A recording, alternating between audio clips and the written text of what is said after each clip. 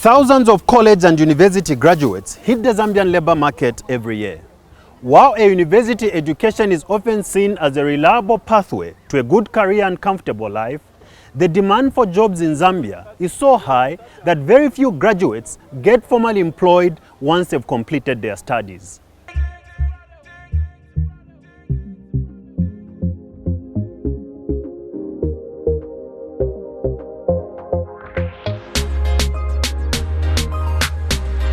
My guests on Studio Ken are university graduates who've been forced to join hundreds of thousands of their non-degreed compatriots in the informal sector. This is what workplace looks like for Bwalya Katongo and Ian Msaba, a charcoal market located in Lusaka's Ngombe compound. They graduated from the University of Zambia in 2014, but with hardly any jobs on the market, they've had to eke out a living on the informal.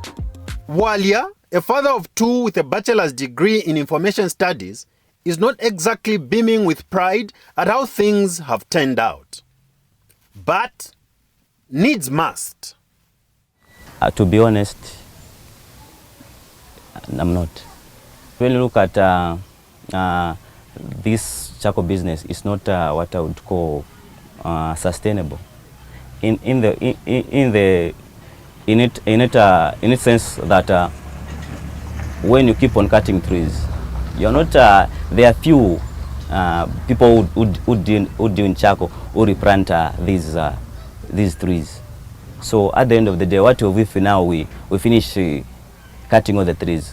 Where would charcoal start coming from? Do you feel guilty with what you're doing? Definitely, absolutely. I feel guilty, knowing that I'm not ignorant of what is happening. I know for sure that this has resulted into reduction of rainfall, change in weather patterns, and also environmental degradation. So that surely worries me, and I'm also concerned. But at the end of the day, I'm left with no option. Is it a question of desperate times calling for desperate measures? Definitely. This is because if I just sit idle, doing nothing, my family would starve. Even people will start laughing at me. So instead of me just sitting, I've decided to put over my paper aside, put on another garment. I've removed my graduation gowns, put on another garment, and be another person. With the employment outlook so bleak for Zambia's ever-increasing army of unemployed graduates, Bwalya knows there's not so much he can do other than continue to hustle for his family. That requires laying aside his pride. Sometimes I even feel shy if I to show that I sell charcoal, because they would think, what is this guy? What has happened to him? But at the end of the day, it's circumstances beyond my control.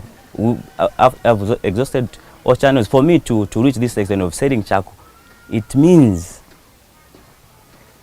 you can imagine from 2014 up to now. That's 6 years. That's 6 years. Then someone has resorted into this. It means you've outstretched your hands here and there. So that it's because of that which has made me to start doing this business. Do you sometimes look at your time, your 4 years at the University of Zambia, as a wasted period? Sure. If for instance, I see that I wasted a lot of time at the university. If for instance, if I didn't go, sometimes I think if I didn't go to the University of Zambia, and I find myself selling charcoal, what was that 4 years for? It was nothing. It was worthless. My education was worthless. Okay? You've got kids, 2 children, and you're married. Yes. What do you tell your children about the importance of school if you can spend all this time and start selling charcoal?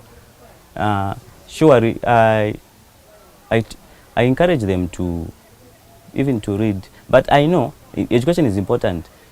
Obviously you can't be ignorant. How is it important when you cannot find employment?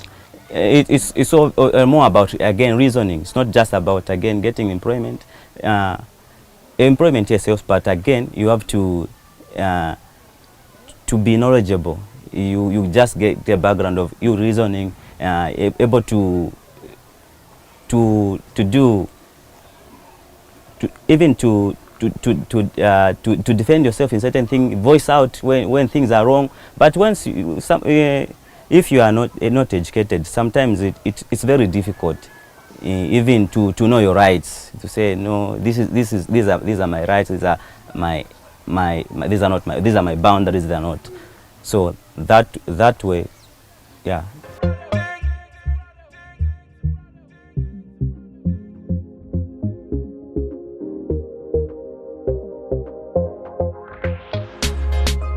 So how has he managed to fit into the charcoal business?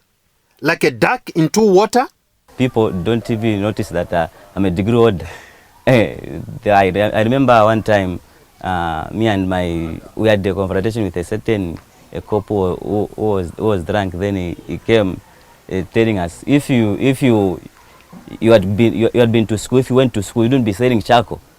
So I was like, okay, that's what society thinks. Mm-hmm. That's what people are thinking, to say someone is selling charcoal, they've not been to school. But in reality, that isn't the case for me. This is the University of Zambia, where Bwalya spent 4 years of his life. His former lecturer, Tuesday Bwalya, was not at all amused to learn that his former student is now a seasoned charcoal trader. The main issue is the economy. The economy is broken down. That's the bottom line. Prior to 2014 or so, by 2012, it was growing by 6% plus. Today we are told it will be in the negative. People might say it's because of Corona, ABCD. No, even before Corona, the projection was that the economy will be probably 1% or less. When the economy is broken down, what do we see? Private sector, companies, banks that used to employ my graduates are not hiring, are not employing. They are closing down businesses. Government itself is not employing. Government is a major employer.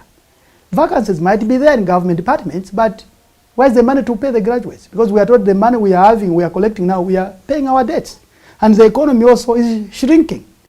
Many graduates in Zambia will tell you that joining the formal labor market depends a lot on who you know, and much less on your skills or qualifications. It's about connections. I think nepotism is there. I just have to confess, nepotism is there in the Zambian labor market. It's there. I know someone who graduated in 2018, they have jobs. Someone in 2017, sorry, they're in employment.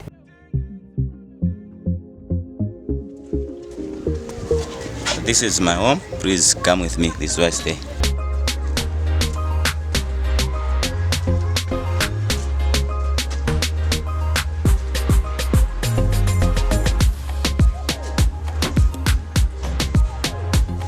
That's where I live. That's where. Please, you can come in. Come in. This is home. These are. You can come here, guys. And this is what motivates Bwalya's daily hustle, his beloved family. Tapari of Twingachita, Mrandoko, Tinaba Quatabana. Naifuna tukwata so abachibululu kwafwa bala twakubate muri fyonsi fyakwatite every day mailo mwaya so twalesha fefina tafwe bene future ikosele shako te fyonse twinga shimpa mukwati bonse bale twafuilisha. As for Bwalya, he's optimistic that the day is coming when his fortunes will change for the better. Look at me, I'm young, energetic, I have a lot to contribute to this country, to my nation. If given an opportunity, obviously I would leave if there is any other business venture besides selling charcoal. I would obviously dive into that.